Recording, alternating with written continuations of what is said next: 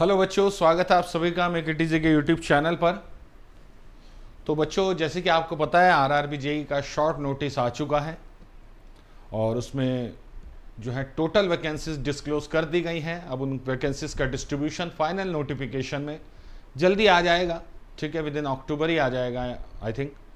तो उसके बाद जो है बच्चों आप लोगों को पता चल जाएगा कि किस जोन में आपको फॉर्म भरना है, ठीक है, कितनी वैकेंसीज किस जोन में हैं, अकॉर्डिंगली आप अपना फॉर्म फिलअप कर देंगे।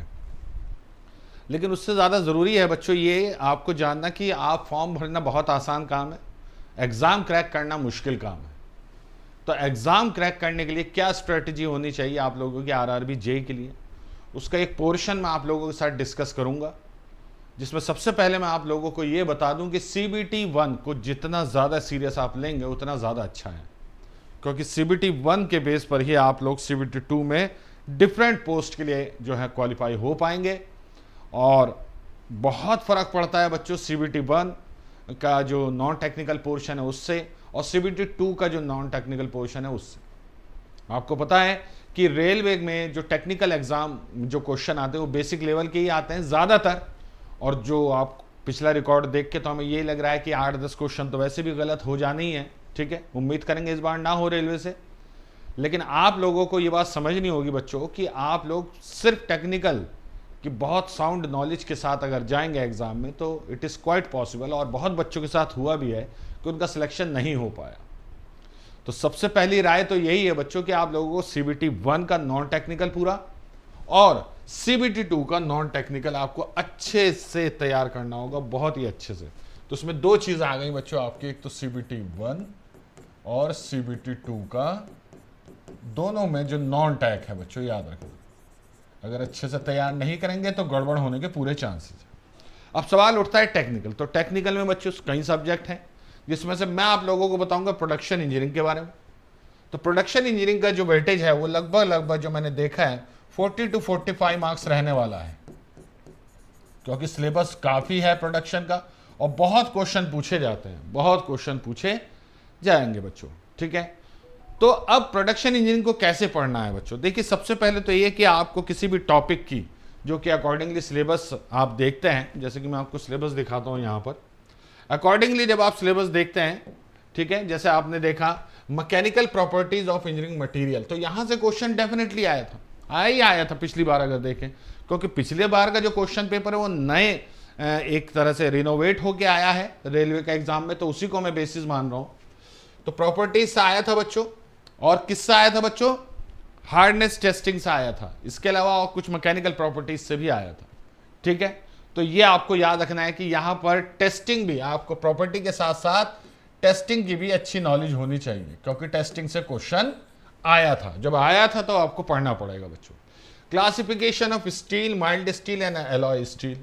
अब क्लासिफिकेशन ऑफ स्टील में बच्चों देखो माइल्ड स्टील यानी कि लो कार्बन स्टील और एलॉय स्टील के आपको अच्छे से स्टडी करनी होगी। कंपोजिशन पूछे गए थे, यस पूछे गए थे। डेजिग्नेशन आ सकते हैं, बिल्कुल आ सकते हैं बच्चों, ठीक है। हीट ट्रीटमेंट से बच्चों, हीट ट्रीटमेंट से आपके 2 क्वेश्चन थे हर पेपर में, तो हीट ट्रीटमेंट आपको बहुत अच्छे से पढ़ना होगा। और क्या क्या पढ़ना होगा, annealing, normalising, hardening, tempering, carburising, nitriding and cyaniding. तो लगभग सभी चीजें हैं, ठीक है।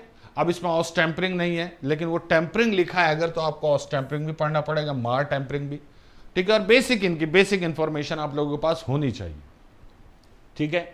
इसके लिए बच्चों KM गुप्ता की बुक रिकमेंड करूंगा मैं, अगर आप लोग बुक से पढ़ना चाह रहे हैं तो KM गुप्ता आप लोग पढ़ सकते हैं बहुत अच्छे से, ठीक है। उसमें आप लोगों का अकॉर्डिंग टू एग्जाम काफी दिया रहता है बच्चों, KM गुप्ता, ठीक। ओके, मशीनिंग की बात करता हूं बच्चों। मशीनिंग में बच्चों, ठीक है, याद रखना मशीनिंग में टाइप्स ऑफ, जैसे मशीन जो होती है उनके प्रिंसिपल वगैरह, जैसे टाइप्स ऑफ लेथ में सिर्फ इंजन लेथ पढ़नी है, अब आपको कोई CNC लेथ नहीं पढ़नी है, कोई आपको टर्रेट, कैप्स्टन ये नहीं पढ़ना है, सिर्फ इंजन लेथ लिखा है तो इंजन लेथ पढ़िए, इसकी कंस्ट्रक्शन और इसका स्पेसिफिकेशन। उसके बाद सिंगल पॉइंट कटिंग टूल की ज्योमेट्री वगैरह ये सब आपको पढ़ना है। टूल सिग्नेचर किसे कहते हैं, ये इस पे क्वेश्चन आए थे, ठीक है। Function of tool angles, tool angle के क्या काम होते हैं बच्चों, और कुछ ऑपरेशन बच्चों इन मशीन्स के, कुछ मशीन्स के ऑपरेशन, ठीक है। ओके, इसके अलावा बच्चों कूलेंट और लुब्रिकेंट, उनकी प्रॉपर्टीज वगैरह, ठीक है। उसके बाद shaper, slaughter, planar, broaching, milling, manufacturing of gas, heat treatment of gears, ठीक है। तो इसमें याद रखना बच्चों ब्रोचिंग बहुत इंपॉर्टेंट है, शेपर इंपॉर्टेंट है बच्चों, मिलिंग बहुत इंपॉर्टेंट है। नोटिस कीजिएगा यहाँ ड्रिलिंग मशीन कहीं नहीं लिखी गई है, लेथ लिखी गई है या नीचे ये मशीन, लेकिन इस बार ड्रिलिंग पर भी क्वेश्चन थे, तो आपको ड्रिलिंग मशीन भी पढ़नी पड़ेगी, ऑब्वियस है। ठीक है, ग्राइंडिंग फिनिशिंग की बात करता हूं बच्चों। ठीक है, अच्छा इसके लिए मशीनिंग के लिए आप जो है बुक जो है बच्चों पीसी शर्मा ले लीजिए। अगर आपको बुक से ही पढ़ना है तो आप लोग बच्चों पीसी शर्मा ले लीजिए। बस ये याद रखना कि इन बुक्स में डिटेल बहुत ज़्यादा रहती है, तो आपको कितना पढ़ना है ये आपको according to previous year question ही देखना होगा। ग्राइंडिंग फिनिशिंग के लिए बच्चों ग्राइंडिंग का पूरा आपका सिलेबस इसमें दिया गया है बच्चों, पूरा का पूरा। इसमें सिलिंड्रिकल ग्राइंडिंग भी है, सरफेस ग्राइंडिंग भी है, tool end cutter grinding machine भी है बच्चों। इनके बारे में, इनकी कंस्ट्रक्शन, ऑपरेशन, ये सब देखना होगा बच्चों। इसके अलावा आपका जो व्हील का डेजिग्नेशन होता है ग्राइंडिंग व्हील का, वो आपको अच्छे से पढ़ना होगा। ठीक है, हर चीज़। उसके बाद बैलेंसिंग ऑफ ग्राइंडिंग व्हील पढ़नी होगी। ठीक है, उसकी वियर कौन कौन सी होती है ग्राइंडिंग व्हील में, वो आपको पढ़नी होगी। इसके अलावा बच्चों हॉर्निंग, लैपिंग, सुपर फिनिशिंग, ठीक है, इलेक्ट्रोप्लेटिंग देख रहे हैं आप, basic principle of plating metals, application उनकी, hot dipping, galvanising, tin coating, ये पोर्शन थोड़ा सा अलग होता है। इस पोर्शन को बच्चों आप सरफेस फिनिशिंग ऑपरेशन के तौर पे पढ़ सकते हैं। ठीक है, ये भी आपको बच्चों पीसी शर्मा में मिल जाएगा, पूरा सिलेबस वहां पर मिल जाएगा। ठीक है, फिर से कहूंगा बहुत ज्यादा डिटेल में आप लोगों को नहीं जाना है। एनोडाइजिंग, मेटल स्प्रिंग आपका ये इंपॉर्टेंट है, एनोडाइजिंग है, और ये मान के पार्कराइजिंग है। ये मान के चलते हैं कि जो क्वेश्चन पिछली बार आया है इस बार शायद उसकी रिपीटेशन ना हो, तो जो और टॉपिक है वो ज्यादा इंपॉर्टेंट हो जाते हैं ऑटोमेटिकली। इसके अलावा बच्चों आपका कोटिंग्स, इसमें पेंट हो गए बच्चों, लैकर्स हो गए, और आपका रबर बेस कोटिंग हो गई, या different types of paint, bituminous paint, etcetera etcetera. ये कोटिंग जो है जिसे हम सरफेस ट्रीटमेंट कहते हैं बच्चों, उसमें आएगा। तो ये भी आप लोगों को बहुत ध्यान से पढ़ना होगा बच्चों। ये भी आपको पीसी शर्मा नाम की बुक में मिल जाएगा। ठीक है, ओके। उसके बाद बच्चों मेट्रोलॉजी। ठीक है, मेट्रोलॉजी आप देख रहे हैं बच्चों, मेट्रोलॉजी में आपका सीधा लीनियर मेजरमेंट से शुरू किया गया है। कोई जरूरत नहीं है लिमिट फिट टॉलरेंस पढ़ने की, क्योंकि उस पर क्वेश्चन नहीं आता है और नहीं आया।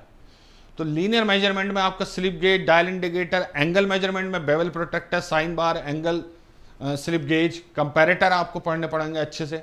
ठीक है, और उसके बाद सरफेस रफनेस का मेजरमेंट कैसे करते हैं, कंपैरिजन मेथड से, ट्रेसर मेथड से, इंटरफेरोमेट्री क्या होती है, कॉलीमीटर्स क्या होते हैं बच्चों। उसके बाद कुछ मेजरिंग माइक्रोस्कोप, ये बहुत इंपॉर्टेंट है बच्चों। ऑप्टिकल डिवाइसेस जो हैं बच्चों मेट्रोलॉजी में, उससे बहुत क्वेश्चन आए थे पिछले साल। यहाँ तक कि जो पेपर आपका कैंसिल होकर दोबारा हुआ था वहां पर भी आप लोगों को इस टॉपिक से खूब क्वेश्चन देखने को मिले थे बच्चों। शैडो प्रोजेक्शन और प्रोफाइल प्रोजेक्शन आपका इंस्पेक्शन ऑफ मशीन पार्ट्स में आप लोग इसे पढ़ेंगे। तो इंस्पेक्शन ऑफ मशीन पार्ट थोड़ा सा अलग टॉपिक होता है बच्चों, उसको भी अच्छे से आपको पढ़ना होगा। और इसके लिए आप बुक ले सकते हैं बच्चों आर.के. जैन की। आर.के. जैन की मेट्रोलॉजी आती है, बड़ी भारी भरकम बुक है बच्चों। ठीक है, अच्छा पढ़ना कैसे है इसको ध्यान से देखिए बच्चों। पढ़ना कैसे है, देखो जो क्वेश्चन आए थे वो किस तरीके के आए थे। जैसे आपका इंटरनल ब्रॉच से क्वेश्चन आया था बच्चों, क्या कि अगर किसी इंटरनल होल को बनाना है तो ब्रॉच में gripped by puller at the shank end, कहां से आप ग्रिप करेंगे पुलर को। देखिए आप समझिए इसको, बात को, आपको ये पैराग्राफ है बुक का एक, ठीक है, इसमें लिखा हुआ है, इस पे क्वेश्चन आया था कि ब्रॉच जो होता है उसे कहां से आप ग्रिप करते हैं बच्चों, शैंक एंड से, पायलट एंड से, इस तरह का क्वेश्चन देख रहे हैं आप। सिर्फ पहली लाइन से क्वेश्चन आया हुआ, लेकिन इतना बेसिक और इतना टिपिकल क्वेश्चन, क्योंकि कभी देखते नहीं समझते नहीं, तो इसलिए इसमें गलती हुई बच्चों से। ठीक है, ओके। उसके बाद आपका एक क्वेश्चन आया था मेट्रोलॉजी में, अगर आपको याद हो मेट्रोलॉजी में जो क्वेश्चन आया था टूल मेकर माइक्रोस्कोप का, कि ये जो वर्टिकल कॉलम होता है बच्चों, वर्टिकल सपोर्टिंग कॉलम जो होता है, इसका क्या काम होता है, ये क्या प्रोवाइड कराता है। ठीक है, तो उसमें आपने नोट किया होगा एक ऑप्शन था कि to provide a long working distance. ठीक है, उन्होंने उसका आंसर गलत दिया था, लेकिन बाद में उस क्वेश्चन को हटा दिया था, जबकि आंसर ये होना था। आंसर उन्होंने, ठीक है, याद नहीं मुझे क्या दिया था, बट आंसर उसमें ये भी था, तो इस पर टिक करना था। ये बहुत कंफ्यूजन। तो आप देख रहे हैं कि बुक से एग्जैक्ट लैंग्वेज में क्वेश्चन पूछे जा रहे हैं, यानी कि थ्रू आउट द बुक आपको लाइन बाय लाइन अच्छे से पढ़ना पड़ेगा, लाइन बाय लाइन। ठीक है, ओके, प्रिज्म के बारे में पूछा था कि किस शेप का होता है, पेंटागनल, वो सॉरी ऑप्टिकल स्क्वायर, ये ऑप्टिकल स्क्वायर का क्वेश्चन है बच्चों। ऑप्टिकल स्क्वायर के बारे में पूछा था किस शेप का होता है, तो पेंटागनल प्रिज्म शेप का होता है बच्चों, ठीक है। इसी तरीके से एक क्वेश्चन आ सकता है बच्चों कि कितने एंगल पर आपका इंटरनल रिफ्लेक्शन जो है बच्चों वो रिफ्लेक्ट होके जाएगा, कितने एंगल पर, तो किस मतलब कहीं 45 डिग्री भी था ऑप्शन में और आपका कहीं 90 डिग्री भी था। तो आप नोटिस कर रहे हैं कि अगर आप बुक से पढ़ेंगे तो आपको लाइन बाय लाइन पढ़ना पड़ेगा, लाइन बाय लाइन, ठीक है। अब मेक इट इजी के जो कोर्स के बच्चे थे उनके लिए ये चीज थोड़ी सी आसान हो जाती है, क्योंकि कोर्स वर्क में आप लोगों को क्या होता है बच्चों कि आप लोगों को यहीं से डिफरेंट बुक्स को सामने रखकर एक फैकल्टी आप लोगों के लिए नोट्स तैयार करता है, फिर उसके बाद पढ़ाया जाता है। तो उससे क्या होता है बच्चों कि आपको जरूरी नहीं कि अब मैंने जैसे पीसी शर्मा लिख दिया, ओपी खन्ना लिख दी, वहीं से क्वेश्चन आया, ऐसा बिल्कुल जरूरी नहीं, किसी और बुक से आ जाएगा।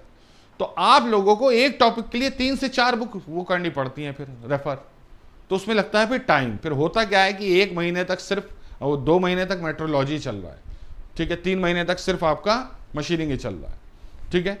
इन द एंड अगर आप ऐसा कर लेते हैं, इन द एंड आपको बहुत अच्छी नॉलेज हो जाएगी, you can do all the technical question very easily in RRB JEE. But अब क्योंकि नोटिफिकेशन आने वाला है तो आपको पता है 3 से 4 महीने में आपका पेपर होना होगा, तब आप क्या करेंगे, प्लस आपको नॉन टेक्निकल की भी पढ़ाई पढ़नी है।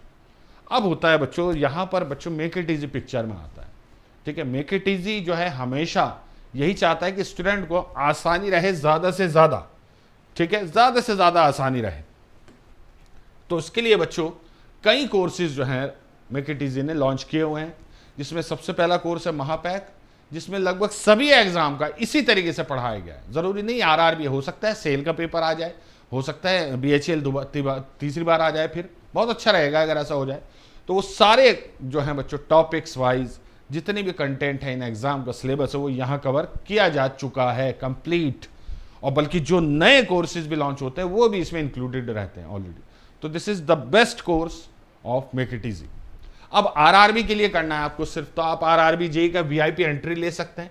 इसमें आपको पिछले साल का रिकॉर्डेड कंटेंट मिल जाएगा जो ऑलरेडी डल चुका है, और जो लाइव क्लासेस चल रही हैं अब आरआरबी जेईई में वो भी आपको यहां से मिलेंगी बच्चों। इसमें टेक्निकल भी है, नॉन टेक्निकल भी है, आरआरबी जेईई की ई बुक भी है जो मेक इट इजी की है, ठीक है। टेस्ट सीरीज पिछले साल की भी मिलेगी, इस साल की भी मिलेगी, बाकी क्लास की पीडीएफ तो मिलती है, ठीक है। तो ये हो गया आरआरबी जेईई वीआईपी पास, ठीक है। एक आरआरबी जेईई का लाइव क्लास जो इस साल चल रहे हैं उनका ये बैच है बच्चों, ये बैच है, इसमें आप लोग अपने आप को एनरोल करा सकते हैं और अच्छे से पढ़ सकते हैं बच्चों, ठीक है। अब कुछ बच्चे ऐसे हैं बच्चों जिन्होंने एसएससी जेईई का कोर्स लिया होगा, या फिर जिनका खास तौर से प्रोडक्शन इंजीनियरिंग का जो है बच्चों पोर्शन काफी कमजोर रह गया होगा, तो वो लोग सिर्फ प्रोडक्शन को अगर कवर करना चाहते हैं, जैसे एसएससी के बच्चे प्रोडक्शन नहीं पढ़ पाते लेकिन उनका बाकी के जो टॉपिक्स है वो एसएससी जेईई के कोर्स से हो जाता है पूरा, तो वो लोग प्रोडक्शन इंजीनियरिंग का ये कोर्स ले सकते हैं बच्चों। इसमें कंप्लीट प्रोडक्शन इंजीनियरिंग आपको कराई जाएगी, नॉट ओनली फॉर आरआरबी बल्कि अदर एग्जाम भी। ये सारे टॉपिक जो लिखे हुए हैं इसके थंबनेल पर वो आप लोगों को कराए जाएंगे, जिसमें अभी मशीनिंग चल रहा है, ठीक। तो आप लोग ये आप कोर्स ले सकते हैं बच्चों। इसके अलावा बच्चों मेगा लाइव एमसीक्यू बैच एक बहुत अच्छा बैच है हमारा। इसमें वो बच्चे जिन्होंने पिछले साल बड़ी मेहनत से तैयारी करी, नोट्स बनाए, सब कुछ किया, तो अब उन्हें वो चाहते हैं कि उन्हें थ्योरी का कोई कोर्स ना लेना पड़े, उनके लिए सिर्फ एक एमसीक्यू बैच लॉन्च किया जाए। तो वो हमने ये कर दिया था, जिसमें आपके काफ़ी सब्जेक्ट हो चुके हैं और लगातार इसमें क्लासेस चल रही। तो जो बच्चे सिर्फ क्वेश्चन प्रैक्टिस के लिए जाना चाहते हैं वो लोग इस कोर्स को अच्छे से जो है मतलब इसमें इनरोल करा के अच्छे से पढ़ सकते हैं। सबके लिए आपको MIE कोड लगाना है, फेस्टिव सीजन है, छूट चल रही है बहुत अच्छी, तो कम से कम दाम में आप लोगों को अभी ये खरीद लेना है ताकि आप इसमें इनरोल होकर पढ़ाई स्टार्ट कर दें। अच्छा, पढ़ाई जल्दी स्टार्ट कर दीजिए, क्योंकि सिर्फ आरआरबी जेईई नहीं और भी बहुत सारे एग्जाम की जो है बच्चों बात चल रही है कि उनके भी फॉर्म आ सकते हैं। तो इस साल के आखिर तक आपको 2 फॉर्म और मिल सकते हैं देखने को, ठीक है। वो किसके ये तो खैर समय बताएगा, लेकिन 2 फॉर्म जो PSU हैं बच्चों उनके मिल सकते हैं, ठीक है। और बहुत सारे एग्जाम जो है अगले साल बच्चों जैसे जैसे हम चुनाव की तरफ बढ़ते चले जाएंगे वैसे वैसे वैकेंसीज रिलीज होनी शुरू हो जाएंगी खूब। तो अब तो ये है कि जितनी वैकेंसीज आ रही हैं बच्चों उस पर अगर आप अच्छे से कमांड लेकर पढ़ लें तभी वो आपको जो है एग्जाम क्रैक कर पाएंगे आप लोग। तो मेक इट इजी की कोशिश यही है कि आप लोगों को अच्छे से अच्छा with accurate data content provide कराया जाए विद नोट्स, ताकि आप लोग अच्छे से एग्जाम के लिए प्रिपेयर हो सकें। सीट कम है, नंबर ऑफ कैंडिडेट ज़्यादा हैं, जो मेक इट ईजी के साथ जुड़ गए हैं उनके लिए यही मेरी वो है बच्चों बात कि अब आपको अलग दिखना है तो आपको जितनी मेहनत हम करते हैं आप लोगों के लिए कंटेंट बनाने में, उतनी मेहनत आप लोगों को पढ़ने में करनी होगी। ठीक है, तो चलिए बच्चों, ये मैंने आपको बताया कि प्रोडक्शन इंजीनियरिंग कैसे पढ़नी है, हमारे कौन से कोर्स आपके लिए किस तरीके से सूटेबल है, ठीक है, कहाँ से क्वेश्चन आ रहे हैं, कौन सी बुक आपकी है, ये सब मैंने आपको बता दिया है। तो अब आपको करना क्या है बच्चों, आपको आज से अभी से जो है पढ़ाई स्टार्ट कर देनी है और उसके लिए आपको हमारी make it easy app download करनी होगी जिसमें आपको ये सारी इंफॉर्मेशन मिल जाएगी। चलिए, थैंक यू वेरी मच।